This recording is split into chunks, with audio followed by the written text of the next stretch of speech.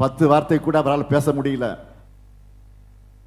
இப்போ ஐபிஎல் போட்டி நடக்குது, கிரிக்கெட் போட்டி, ஐபிஎல் போட்டி நடக்குது. அதுல வீரர்களை எப்படி ஏலம் எடுப்பாங்களோ அது மாதிரி அம்மையார் ஜெயலலிதாவுடைய மறைவுக்கு பிறகு எம்எல்ஏக்களை ஏலம் எடுத்து முதலமைச்சரானவர் தான் பழனிசாமி. முதலமைச்சராக இருந்த 4 ஆண்டுகளும் மருந்துக்கு கூட எந்த நல்லதையும் செய்யல. அந்த சீரழிவிலிருந்து தமிழ்நாட்டை மீட்டெடுத்து இன்னைக்கு எல்லா பிரிவுகள்லையும் தமிழ்நாட்டை நம்பர் 1 மாநிலமாக மாற்றி காட்டியிருக்கிறோம். ஒன்றிய அரசினுடைய எல்லா தரவரிசையிலையும் தமிழ்நாட்டுக்கு முக்கியமான இடமும், ஏன் பல அமைச்சகங்களில் விருதுகளும் வழங்கப்பட்டிருக்கு. இதெல்லாம் தெரிஞ்சும் தமிழ்நாட்டுக்கு பிரச்சாரம் செய்ய வந்திருக்கக்கூடிய ஒன்றிய அமைச்சர் பியூஷ் கோயல் அவர்கள் தமிழ்நாட்டின் வளர்ச்சி நாளுக்கு நாள் பின்னோக்கி போகுதுன்னு உளறிட்டு போயிருக்கிறார், பிதற்றிட்டு போயிருக்கிறார். பச்சை பொய் கேள்விப்பட்டிருக்கிறோம். இது அதுக்கு மேல கடந்தெடுத்த பச்சை பொய். இது அதுக்கு மேல கடந்தெடுத்திருக்கக்கூடிய காவி பொய். பொருளாதார வளர்ச்சியில 11.19 விழுக்காட்டோட இந்தியாவில தமிழ்நாடு தான் இன்றைக்கு நம்பர் 1. ஜிடிபிலையும் தனிநபர் வருமானத்தையும் தமிழ்நாடு 2ஆம் இடத்தில் இருக்கா இல்லையா? உயர்கல்வி சேர்க்கையில் இந்திய சராசரியை விட 2 மடங்கு அதிகமாக தமிழ்நாட்டு மாணவர்கள் கல்லூரிக்கு போறாங்களா இல்லையா? இந்தியாவிலேயே வறுமை குறைந்த மாநிலங்கள்ல முதன்மை மாநிலமாக தமிழ்நாடு இருக்கா இல்லையா? இந்தியாவிலே பெண் தொழிலாளர்கள் அதிகமாக இருக்க மாநிலம் தமிழ்நாடு இன்றைக்கு இருக்கு. அது மொத்த பணியாளர்கள் கிட்டத்தட்ட சரிபாதி அளவு தமிழ்நாட்டில் தான் இருக்காங்க. ஏற்றுமதி தயார் நிலை குறியீட்டில் முதலிடம், மின்னணு பொருட்கள் ஏற்றுமதியில முதலிடம், தோல் பொருள் ஏற்றுமதியில முதலிடம், ஜவுளி ஏற்றுமதியில முதலிடம். இவை மட்டுமல்ல, இப்ப 2 நாளைக்கு முன்னாடி ஒரு ரிப்போர்ட் வந்திருக்கு. கடந்த நிதியாண்டு நிலவரப்படி இந்தியாவிலேயே தொழில் உற்பத்தியிலும் தமிழ்நாடு தான் முதலிடம் பிடிச்சிருக்கு. இந்தியாவிலே சிறந்த உயர்கல்வி நிறுவனங்கள் அதிகம் இருக்கக்கூடிய மாநிலம் தமிழ்நாடு. இன்னும் இப்படி நிறைய லிஸ்ட் போட முடியும். இதெல்லாம் யார் நாங்களா சொல்றோம்? ஒன்றிய அரசு, ஒன்றிய பாஜக அரசு சொல்லியிருக்கு. ஆய்வறிக்கையில் தெளிவாக குறிப்பிட்டிருக்கிறாங்க. இதை கூட படிக்காம, இதை கூட புரியாமலா ஒன்றிய பாஜக அரசுடைய அமைச்சர்கள் வந்து இருக்காங்க. மகாராஷ்டிரா மாநிலத்தினுடைய முதலமைச்சர் பட்னவிஸ் மதுரை வரை வந்தார். பிரதமர் மோடி அவர்கள் திருப்பரங்குன்ற வரை வந்தார். ஆனால் கீழடியும் பக்கத்திலே தான் இருக்கு. அங்க வராம எது இவங்களை தடுக்குது? கீழடி ஆய்வறிக்கை ஏன் வெளியிடாம இருக்கீங்க? தமிழர்களுடைய வரலாற்று பெருமை உங்களுக்கு ஏன் கசக்குது? இது எதுக்கும் அவங்க கிட்ட பதில் இருக்காது. தமிழ்நாட்டுடைய சட்டம் ஒழுங்கு மற்றும் பெண்கள் பாதுகாப்பு பற்றி பேச அதையே தான் தொழிலாக கொண்டிருக்கிறார்கள். பிரச்சாரத்திற்கு வருகிற வடநாட்டு பாஜக தலைவர்கள் இப்போ வாய்கிழிய பேசிக்கிட்டு இருக்காங்க. தமிழ்நாட்டில் பெண்கள் குழந்தைகளுக்கு எதிராக யார் குற்றம் செஞ்சாலும் குற்றவாளிகள் கைது செய்யப்பட்டு விரைவா குற்றப்பத்திரிகை தாக்கல் செய்யப்பட்டு உச்சபட்ச தண்டனையும் பெற்றுத்தரப்படுது. குற்றவாளிகளை கைது பண்ணாம இருக்கோம்னு ஒரு வழக்கையாவது நீங்கள் காட்ட முடியுமா? பாலியல் குற்றவாளிகளுக்கு மரண தண்டனை விதிக்கவும் சட்டம் கொண்டு வந்திருக்கிறோம். பாலியல் குற்றவாளிகளுக்கு எக்காரணம் கொண்டும் முன்ஜாமீன், முன் விடுதலை கிடையாது எனவும் சட்டம் கொண்டு வந்திருக்கிறோம். தமிழ்நாட்டுக்கு வரக்கூடிய ஒன்றிய அமைச்சர்கள் அவங்க மாநிலத்துடைய சட்ட ஒழுங்கை பத்தி பேசலாமா? உங்க பாஜக ஆளக்கூடிய மாநிலங்களுடைய நிலை என்ன நான் சொல்லட்டா? பாஜக ஆளும் உத்தரப்பிரதேச மாநிலம் காட்சியா பார்த்தல, கூலி தொழிலாளருடைய 4 வயதான சிறுமி பாலியல் வன்கொடுமை செய்யப்பட்டு கொடூரமான முறையில் கொலை செய்யப்பட்டிருக்கிறார். சிறுமியின் பெற்றோர் மனசு வெறுத்து போலீஸ்ல புகார் கொடுத்தப்போ என்னாச்சு தெரியுமா? அந்த புகாரை பதிவு பண்ண மறுத்தது மட்டும் இல்ல, பாதிக்கப்பட்ட பெற்றோர்களையே லாக்கப்ல கட்டி வச்சு அடிச்சு உதைச்சு துன்புறுத்தி இதை வெளியே சொல்லக்கூடாதுன்னு மிரட்டி இருக்காங்க. கடைசியா வேற வழி இல்லாம பதிவு பண்ண எஃப்ஐஆர்லையும் போக்சோ பிரிவை கூட சேர்க்கல. இந்த கொடுமையை பார்த்து உச்ச நீதிமன்றமே உத்தரப்பிரதேச காவல்துறையை கடுமையாக கண்டிச்சிருக்கு. நீதிமன்ற கண்காணிப்பில் சிறப்பு விசாரணைக்கு உத்தரவிட்டிருக்கு. காசியாபாத் காவல் ஆணையரை உச்ச நீதிமன்றத்தில் நாளைக்கு நேரில் ஆஜராக சொல்லி சம்மன் அனுப்பியிருக்காங்க. இப்படி ஒரு காட்டாட்சி பாஜக ஆளுகிற மாநிலத்தில் தான் நடக்குது. 2020ஆம் ஆண்டு இதே உத்தரப்பிரதேசத்தில் நடந்த ஆத்ரஸ் சம்பவத்தை மறக்க முடியுமா? 19 வயதான தலித் சிறுமி கேங் ரேப் செய்யப்பட்டு கொல்லப்பட்டார். அந்த பெண்ணோட உடலை அவங்க அப்பா அம்மா சம்பந்தம் இல்லாமலேயே, சம்பந்தம் எதுவும் கேட்காமலேயே நைட்டோட நைட்டா போலீஸே எரிச்சாங்க. ஆறுதல் சொல்லப்போன எதிர்க்கட்சி தலைவர்கள் எல்லாம் தடுத்தாங்க. பிரதமர் மோடி அவருடைய குஜராத் நிலைமை என்ன பெரிய உத்தமமா?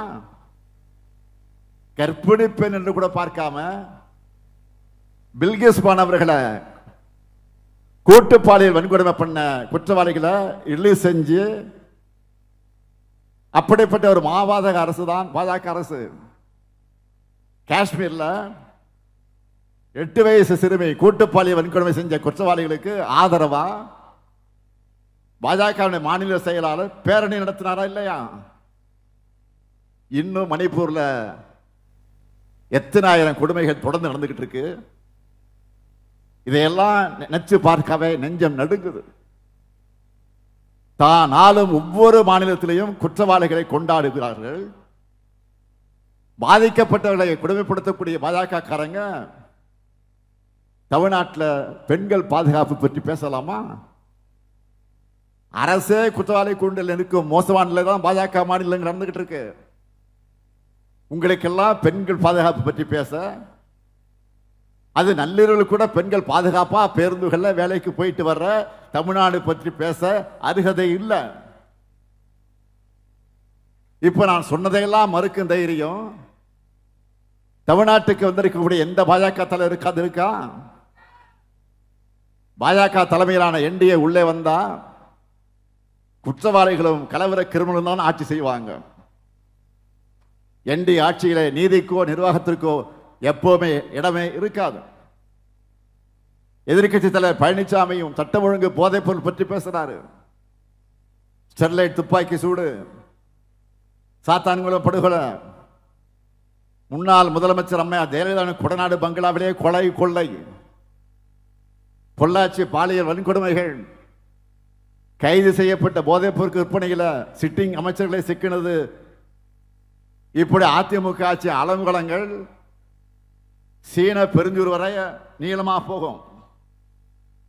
இந்த எல்லா வழக்குகளையும் குற்றவாளிகளை காப்பாற்ற முயற்சி பண்ணது அதிமுக அரசு. ஆனா நம்ம ஆட்சியில தவறு செஞ்சதை காவலராக இருந்தாலும் சரி, அரசியல் கட்சி நிர்வாகிகளாக இருந்தாலும் சரி, அவங்களை கைது பண்ணி விரைவா வழக்கு நடத்தி தகுந்த தண்டனை பெற்று தரும். கலைஞர் மகளிர் உரிமை தொகை, புதுமை பெண், மாவட்டந்தோறும் தோழி விடுதிகள், 14 வயதுக்குட்பட்ட சிறுமிகளுக்கு இலவசமா கருப்பை வாய் புற்றுநோய் தடுப்பூசி, அரசு வீடுகள் குடும்பத் தலைவரின் பேரில் ஒதுக்கீடு, பெண்கள் பேர்ல சொத்தை பதிவு பண்ணா ரெஜிஸ்டர் பண்ணா கட்டண சலுகை, இப்படி பெண்களுக்காகவே இயங்குகிற அரசு திராவிட மாடல் அரசு. அதுக்கு எடுத்துக்காட்டா தி ஃபெடரல் என்கிற ஆங்கில ஊடகத்தில் ஒரு வீடியோ வெளியாகி இருக்கு. அதுல தமிழ்நாட்டினுடைய பல்வேறு மாவட்டங்களையும் நம்ம விடியல் பயணம் திட்டத்தில் பேருந்து பயணம் செய்யக்கூடிய பெண்கள் கிட்ட பேட்டி எடுத்திருக்கிறாங்க. பேட்டி எடுத்தவரும் ஒரு பெண் செய்தியாளர் தான். அதுல பெண்கள் எல்லாரும் என்ன சொல்றாங்கன்னா, போய் பாருங்க, எந்த ஆட்சியும் இதுக்கு முன்ன இப்படி பண்ணதில்லை, இந்த முறை கண்டிப்பா திமுகவுக்கு தான் எங்க ஓட்டுன்னு வெளிப்படையா சொல்றாங்க. இதுல கூடுதல் சிறப்பம்சம் என்ன தெரியுமா, இதுவரை திமுகவுக்கு ஒரு முறை கூட வாக்களிக்காத பெண்கள் கூட விடியல் பயணம் திட்டத்தின் காரணமா திமுகவுக்கு வாக்களிக்க முடிவெடுத்துட்டாங்க என்பதை அதுல சொல்றாங்க. இதனால 2021 எதிர்பார்த்த வெற்றியை பெற முடியாத மேற்கு மண்டலத்தை இந்த முறை திமுக தான் ஸ்வீப் பண்ண போகுதுன்னு சொல்றாங்க. எல்லாம் சர்வேலையும் எல்லா கருத்து கணிப்பிலும் இதான் பிரதிபலிக்குது. போக்குவரத்து துறையை பொறுத்த வரைக்கும் கடந்த 5 வருஷத்துல மேலும் 10,000 புதிய பேருந்துகள் இயக்க போறோம். பல புதிய ரூட்ல விடியல் பேருந்துகள், மினி பஸ் ஆகியவற்றை விட போறோம். பெண்களுக்காக ஏற்கனவே இருக்கக்கூடிய திட்டங்கள் மட்டுமே போதும்னு நான் நினைக்கல, இன்னும் செய்யணும்னு நான் நினைக்கிறேன். அதுக்காகத்தான் நம்ம சூப்பர் ஸ்டாரான திமுக தேர்தல் அறிக்கையை களத்தில் இறக்கியிருக்கிறேன். தமிழ்நாடு முழுக்க இந்த சூப்பர் ஸ்டார் நமக்காக சுற்றுப்பயணம் செஞ்சுக்கிட்டு இருக்காரு. சூப்பர் ஸ்டார்னா புரியுதுல உங்களுக்கு? சூப்பர் ஸ்டார் யாருன்னு கேட்டா சின்ன குழந்தையும் கூட சொல்லும் பாட்டு அது. இருந்தாலும் ஒரு சில சூப்பர் ஹிட் வாக்குறுதிகளை இதில் நான் குறிப்பிட்டு சொல்ல விரும்புகிறேன். என்ன ரெடியா? முதல் அறிவிப்பு இல்லத்தரசி திட்டம். இல்லத்தரசி திட்டத்தில் எவ்வளவு ரூபாய்க்கு கூப்பன் தர போறோம்? பெண்களுக்கு சொல்லுங்க, நீங்க சத்தமா சொல்லுங்க. 8,000 ரூபாய். இதை வச்சு இந்த கூப்பனை வச்சுக்கிட்டு washing machine, fridge, TV, grinder, mixie, microwave அவன், இண்டக்ஷன் ஸ்டவ் என்ன வேணாலும் வாங்கிக்கலாம். எங்க வேணாலும் போய் வாங்கிக்கலாம். புதுசாக வாங்கிக்கலாம், எக்ஸ்சேஞ்சும் பண்ணிக்கலாம். இதெல்லாம் வீட்டுக்காரெல்லாம் போய் கேட்காதீங்க. வீட்டுக்காரெல்லாம் கேட்காதா? சொன்னாங்கன்னா அண்ணன் சொல்லிடுன்னு சொல்லுங்க, எங்க அண்ணன் சொல்லிடுவோம் சொல்லுங்க. இது முழுக்க முழுக்க உங்க சாய்ஸ். உங்களுக்காக, முழுக்க முழுக்க உங்களுக்காக நான் கொண்டு வந்திருக்கக்கூடிய திட்டம். பெண்கள் தான் இதை டிசைட் பண்ணோம்.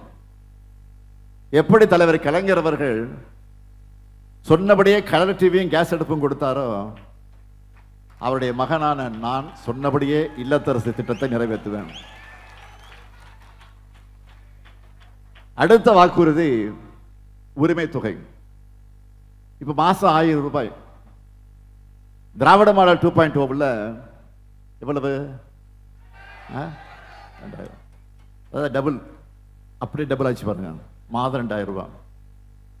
இப்போ பெண்கள் எல்லாம் கணக்கு போட ஆரம்பிச்சிட்டாங்க. என்ன கணக்கு? பொங்கலுக்கு முன்னாடி சொல்லிட்டு 3000,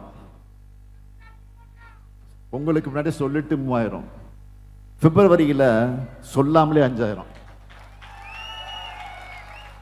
ஆக மொத்தம் 8000. அடுத்து இல்லத்தரசி கூப்பன்ல 8000 இல்லையா? 8 உதயசூரியனுக்கு தான். எங்க ஓட்டு எல்லாம் பெண்கள், நாங்கெல்லாம் உங்களுக்கு தான் முடிவு பண்ணிட்டாங்க. ஒரு பாட்டு இருக்கு, 8 மனுஷன் புரிஞ்சிக்கோ, நீ எந்த 8 எப்ப இருக்க தெரிஞ்சுக்கோ. இதுவும் பாட்சா படத்தில் சூப்பர் ஸ்டார் பாடின பாட்டு தான். அது மாதிரி திராவிட மாடல் ஆட்சியில் 8 நம்ம பெண்கள் எல்லாம் கணக்கு போட ஆரம்பிச்சிட்டாங்க.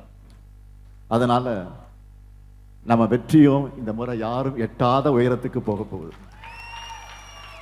மகளிர் மட்டும் இல்ல, மாணவர்களுக்கு ஸ்பெஷல் அறிவிப்புகள் இருக்கு. கல்லூரிக்கு போகக்கூடிய மாணவர்களுக்கு வழங்கிட்டு வரக்கூடிய புதுமை பெண் தமிழ் புதல்வன் உதவித்தொகை இனி 1500 ரூபாய் உயர்த்தி வழங்கப்படும். 2030க்குள்ள 35 லட்சம் கல்லூரி மாணவர்களுக்கு லேப்டாப் வழங்க போறோம். நெல் கொள்முதல் விலை குவிண்டால் ஒன்றுக்கு 3500 ரூபாய் உயர்த்தி வழங்கப்படும்.